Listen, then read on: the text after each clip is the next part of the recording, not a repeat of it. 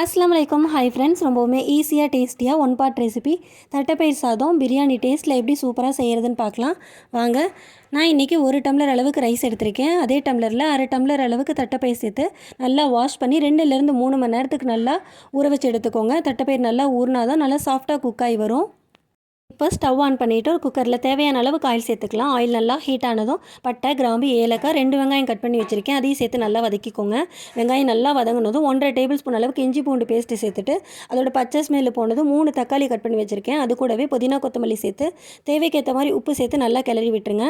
இதோடவே 3 பச்சை மிளகா, காரத்துக்கு ஏற்ற மாதிரி மிளகாய்த்தூள் சேர்த்துக்கோங்க. நான் இன்றைக்கி 1 ஸ்பூன் அளவுக்கு மிளகாய்த்தூள், 2 ஸ்பூன் அளவுக்கு மட்டன் மசாலா, 1 ஸ்பூன் அளவுக்கு சாம்பார் தூள் இதெல்லாம் சேர்த்து நல்லா கிளறி விட்டுருங்க. தக்காளியெல்லாம் நல்லா இந்த அளவுக்கு மசிஞ்சு வந்ததும் நம்ம ஊற வச்சுருக்கிற ரைஸும் தட்டைப்பயிரும் சேர்த்து நல்லா கிளறி விட்டுறலாம். இதை நல்லா கிளறி விட்டுட்டு நீங்கள் நார்மலாக ரைஸுக்கு எவ்வளோ வாட்டர் வைப்பீங்களோ அதே அளவில் வச்சுக்கலாம். தட்டைப்பயிர் 1/2 டம்ளர் சேர்த்துருக்கிறனால 1/2 டம்ளர் எக்ஸ்ட்ரா தண்ணி சேர்த்துக்கலாம்.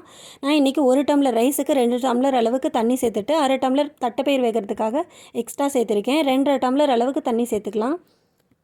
இப்போ தண்ணி சேர்த்துட்டு உப்பு கரெக்டாக இருக்கான்னு செக் பண்ணிவிட்டு மூடி போட்டு 2 விசில் விட்டு ஸ்டவ் ஆஃப் பண்ணிடுங்க.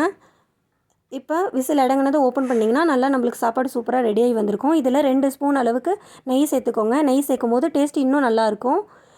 இப்போ நம்மளுக்கு சாப்பாடு நல்லா உதிரி உதிரியாக சூப்பராக ரெடியாகி வந்துருச்சுங்க. கண்டிப்பாக ட்ரை பண்ணி பாருங்கள், உங்களுக்கு பிடிக்கும். வீடியோ பிடிச்சிருந்தால் லைக் பண்ணுங்கள், சப்ஸ்கிரைப் பண்ணுங்கள், ஷேர் பண்ணுங்கள், கமெண்ட் பண்ணுங்கள். தேங்க்யூ ஃபார் வாட்சிங்.